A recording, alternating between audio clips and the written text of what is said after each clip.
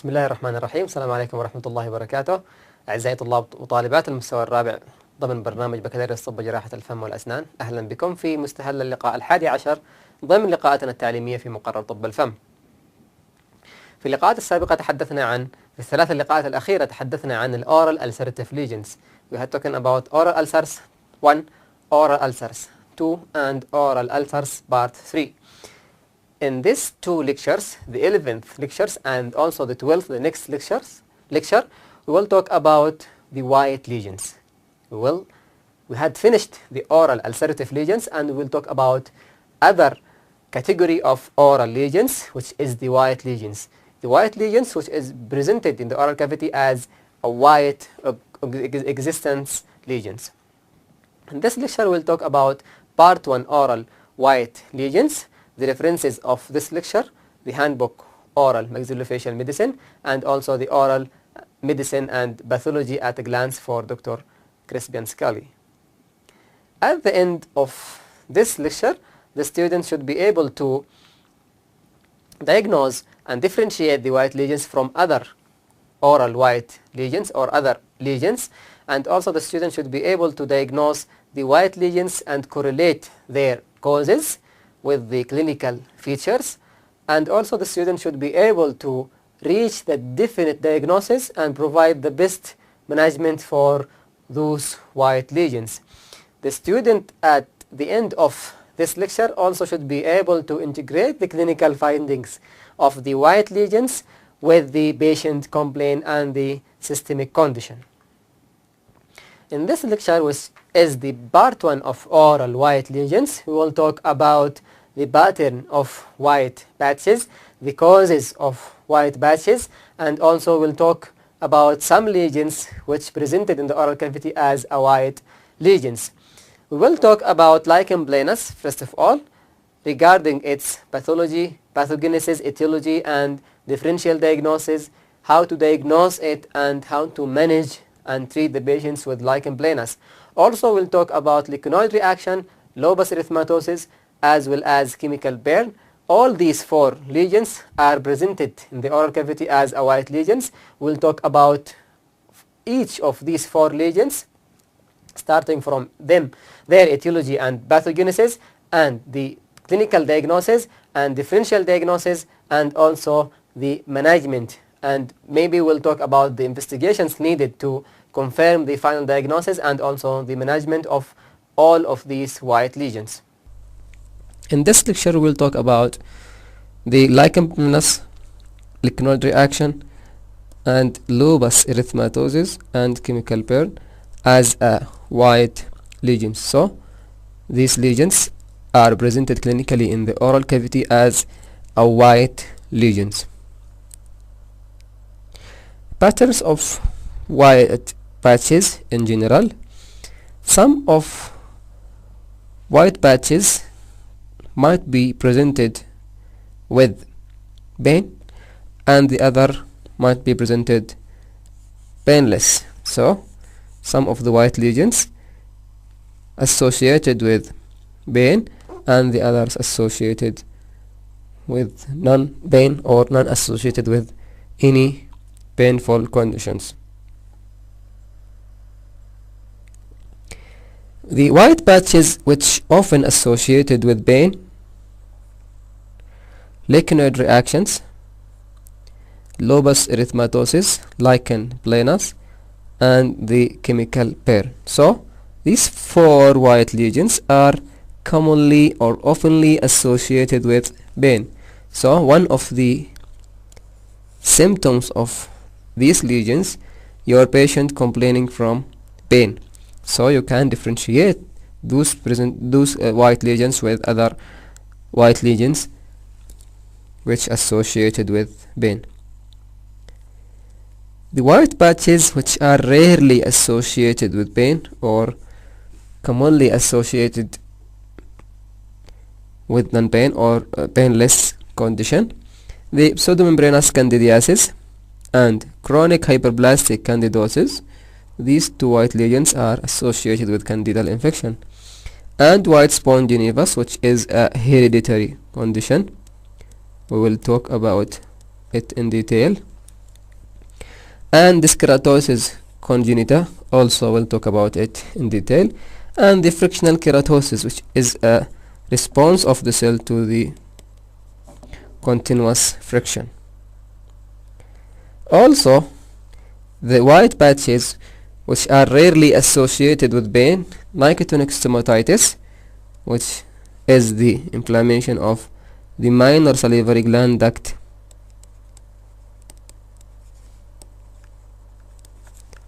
openings due to smoking, and also leukoplakia. The white lesions cannot associated with any obvious clear risk factor or cannot categorized under any other white lesion, so we can call it leukoplakia. Squamous cell carcinoma, which is the most dangerous, aggressive, malignant lesion of the white lesions. Unfortunately, this non-associated with pain.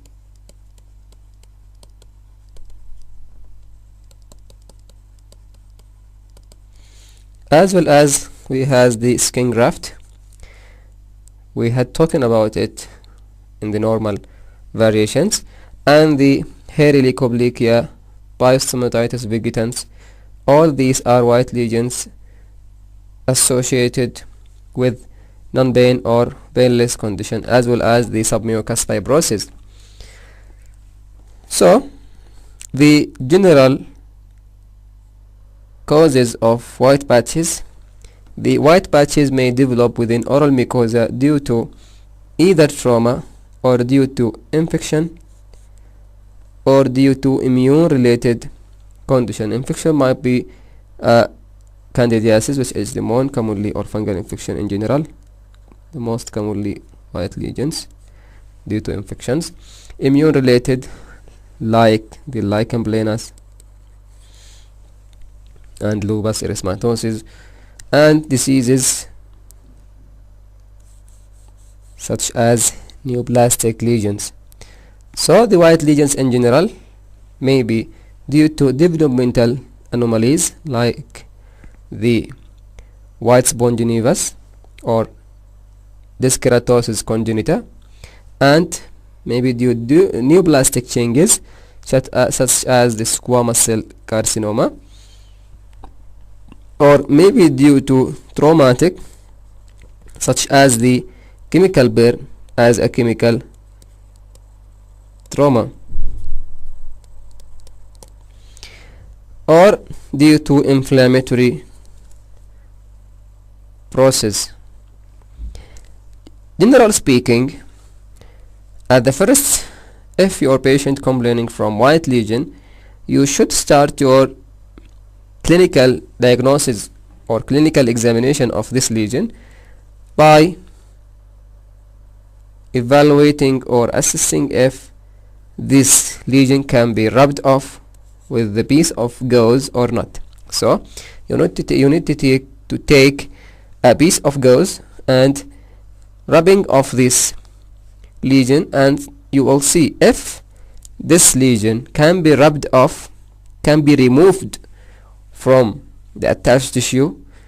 So it might be a candidosis or materia alba or burn. So these three white lesions are associated with superficial layer which can be rubbed off, can be removed out. The lesion which cannot be rubbed off, so it is firmly attached to the underlying tissue.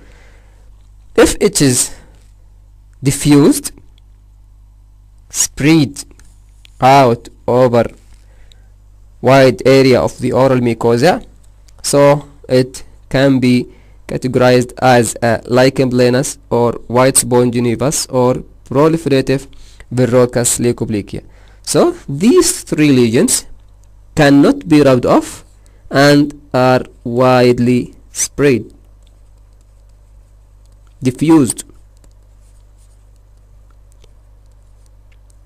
So we need to differentiate those lesions from the others which are not diffused, not spread out over areas, large areas in the oral mucosa, such as leukoplakia, frictional keratosis, dyskeratosis congenita, as well as the lupus erythematosus and the syphilis. All these also white lesions cannot be rubbed off but are in non-diffused pattern. White patches are usually painless, although the patient can complain from discomfort and discomfort. This discomfort can be resulted from erosion or ulceration, particularly in white lesion, which is the lichen planus. Some white lesions are pre-malignant lesions, and therefore you need to take a biopsy to reach the final diagnosis, and you will see in the histopathological results if there is any stages of dysplastic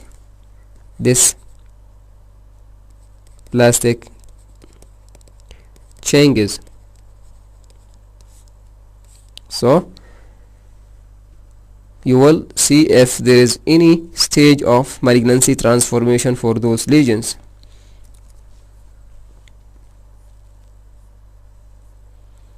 The white patches also may be presented in the oral cavity as a localized or widespread throughout the mouth. The localized white patches suggest a traumatic, commonly the traumatic or the neoplastic etiologies, presented most commonly as localized white patches. But the widespread white lesions suggest a systemic or immunological or hereditary condition. So hereditary conditions related white lesions or immunological related white lesions, as well as systemic condition related white lesions, most commonly presented as a widespread white lesions. But the localized patterns of white lesions most commonly associated with traumatic or neoplastic origins or causes. The first white lesion we'll talk about in detail is the lichen planus. Lichen planus, as we mentioned above or before in the last lectures, this is one of the more prevalent mucocutaneous disorders. Mucocutaneous, so we will talk about skin lesions as well as oral mucosal lesions. So it is associated with lesions in the skin and lesions in the oral mucosa. The cause of lichen planus is rarely not known, although it is an immunologically mediated, as proven and founded. The T lymphocyte mediated destruction of the basal keratinocyte cells and production of more amount of keratin, which we call it hyperkeratinization, produces the characteristic clinical lesions. As we see in this picture, this is the result of production or hyperkeratinization. The Wickham's tree radiated from white patch, as we see in this clinical picture. Clinically, lichen planus present as a white patches or stray that may affect any oral site, and also typically with a symmetric and bilateral distribution. So one of the key diagnostics of the lichen planus, its occurrence bilaterally. Clinical appearance variable differences, and at least there is founded to be 6 forms have been also described. Reticular pattern, first one, or may be presented as a papular pattern or plaque-like. Also atrophic lichen planus also can be presented erosive lichen planus, as well as, which is rarely presented, as the bullous lichen planus. When we talk about those forms of the clinical presentations of lichen planus, we should remember the lecture about the clinical prescription of lesions, in which we had talked about the how to describe the lesion. It's a papular from papules, or black, or atrophic erosive erosion, or bullous.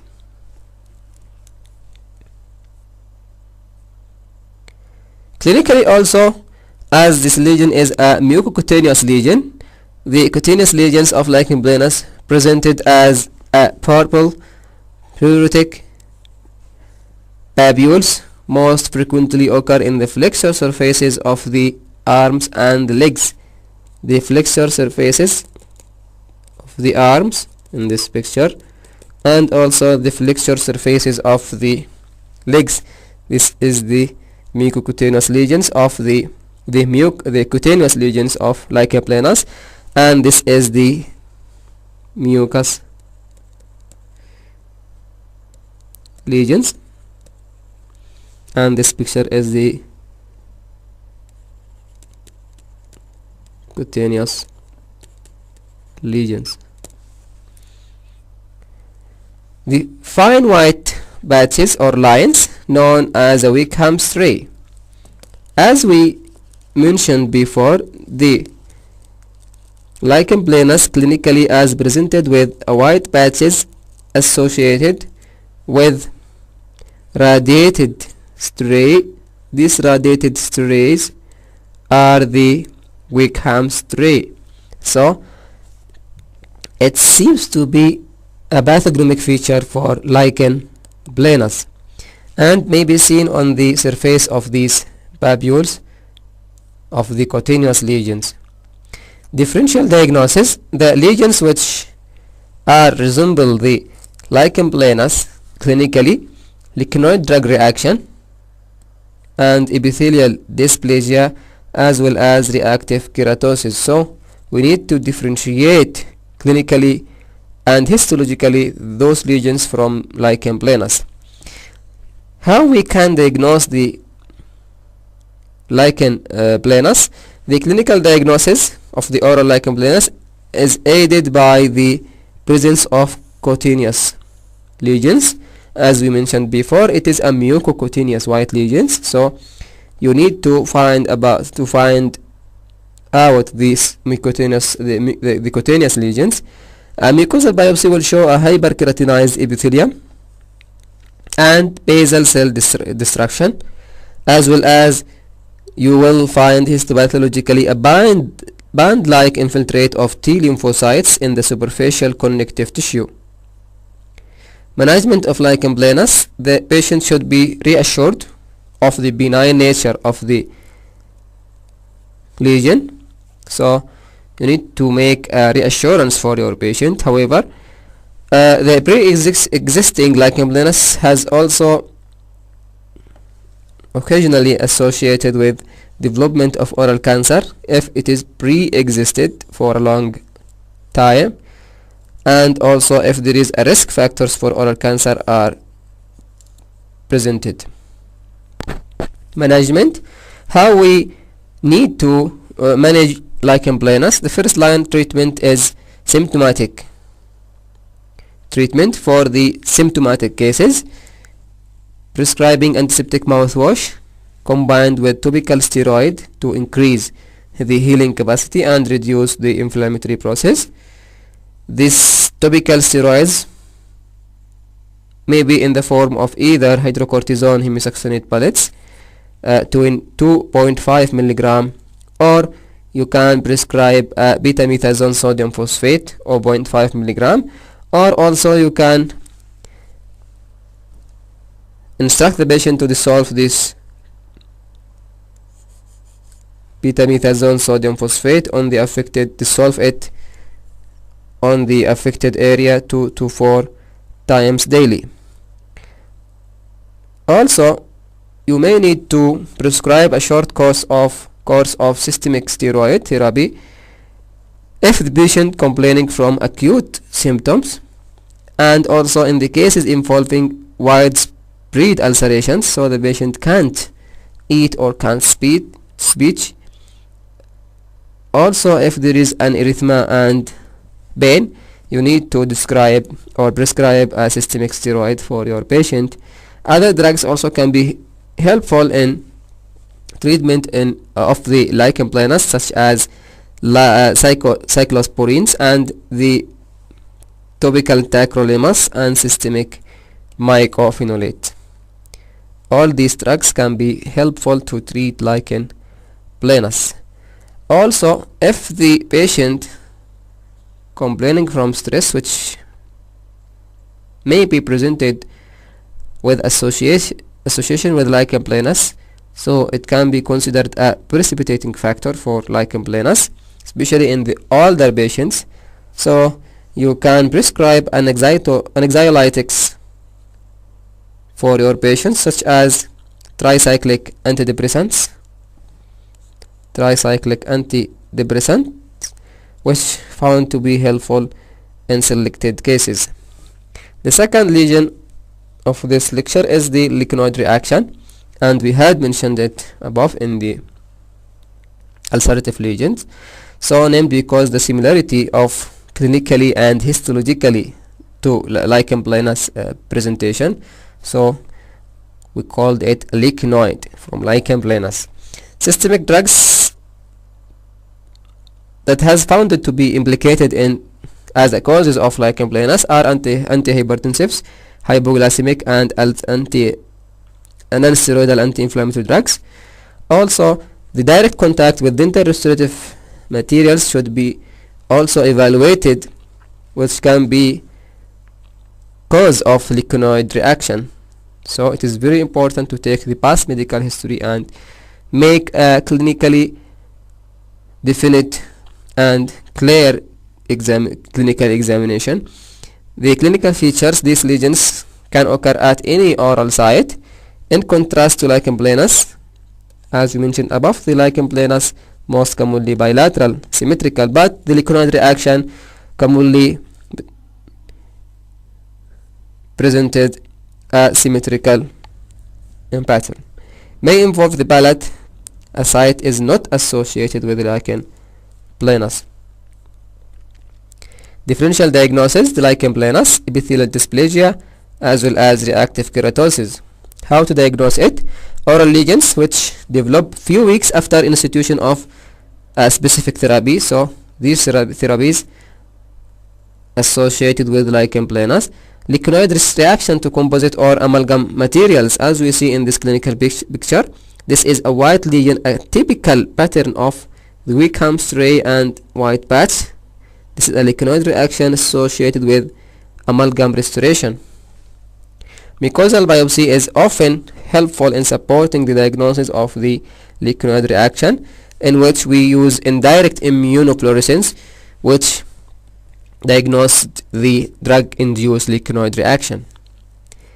Management of lichenoid reaction: first of all,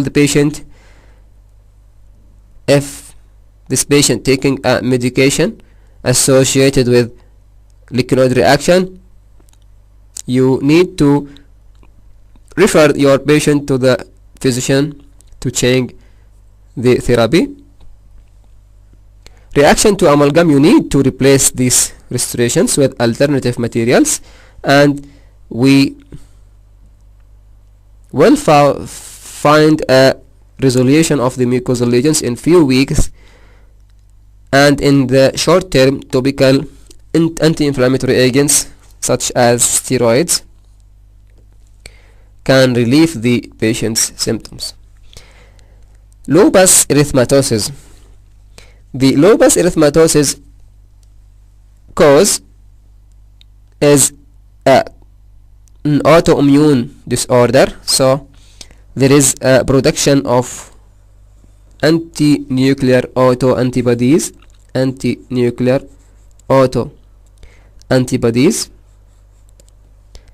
anti-nuclear autoantibodies is the main cause of lupus erythematosus. Immune complexes are formed and deposited along the basal cell layer, causing basal cell damage. The systemic lupus erythematosus. Systemic means multi-system, so affects many systems such as kidney of the patient, pulmonary, the lungs, and the cardiac, as well as joints of the patient. And also the other type is the discoid lupus erythematosus. In discoid lupus erythematosus is confined just to the skin of the patient, but the oral lesions developed in 15% of the patients. Clinical features. The discoid lupus erythematosus clinically presented as a discrete, raised erythematous, scaly patches. So it is a patches which is scaly, erythematous, raised and discrete, and also can be presented as a lax on the sun exposed area. Atrophic, leading to atrophic hypopigmented scars. The oral lesions are localized striated, so there is a stray, keratotic, and erythematous patches resemble the lichen planus. This clinical picture of the mucosal lupus erythematosus. The patient may presented with a butterfly rash on the skin of the malar process, the zygomatic process. So the patient's face, there is a erythematous wide patch bilaterally resemble the butterfly on the skin of the face, and associated with xeristomia and xerophthalmia, which fulfill the criteria of secondary Sjogren syndrome. Differential diagnosis: lichen planus, ectopic geographic tank, and psoriasis, as well as electrogalvanic lesions. How we can diagnose the lupus erythematosus? First of all, you need to perform a serological test to find if there is any evidence of the presence of autoantibodies. As we mentioned, it is related to autoimmune factor. Is important for the diagnosis of systemic lupus erythematosus. Histological examination, we will find a basal cell destruction and basement membrane thickening, as well as lymphocytic infiltration in the superficial connective tissues. In the immunofluorescence test, the histopathologist will find a granular immune deposits along the basement membrane. We called it a lupus band test. Management of lupus erythematosus, the same as the management of lichen planus. Finally, in this lecture, the chemical burn. Chemical burn, from its name, it is due to the chemical action of aspirin on the superficial layers of mucosa. So it is a superficial chemical injury for the cells, for the superficial oral mucosa, due to topical application of the aspirin tablets next to the tooth, which is painful. The cause of this chemical burn is the low pH of the aspirin, so it is an acidic material, lead to erythema and tissue necrosis, which subsequently resulted in coagulative necrosis and formation of the white sloughing area on the surface. So this lesion is one of the lesions which can be rubbed off due to the presence of the superficial slough white lesion.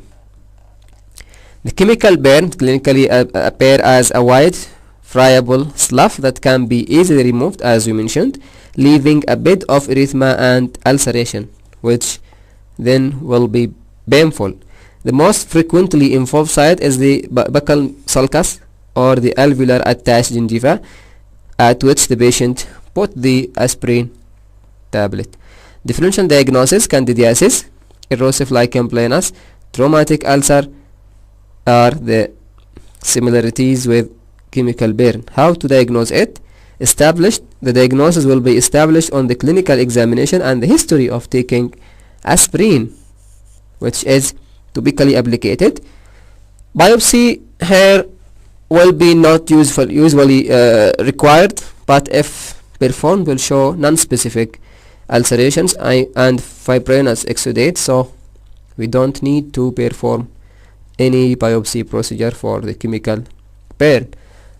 The management, we should remove the cause, so the patient should stop his habit about topical application of aspirin to treat dental pain.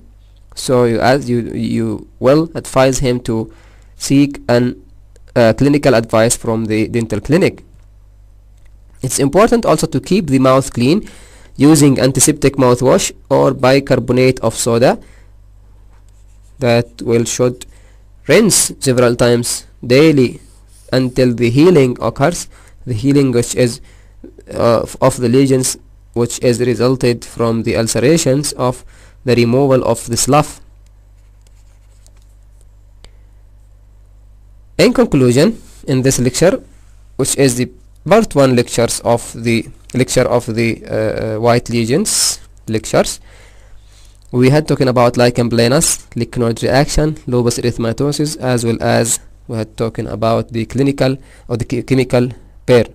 The assignment of this lecture is the clinical case presentations, and this assignment and its explanation will be provided in the assignment part of the course as a Word document titled Assignment 12. Thank you very much.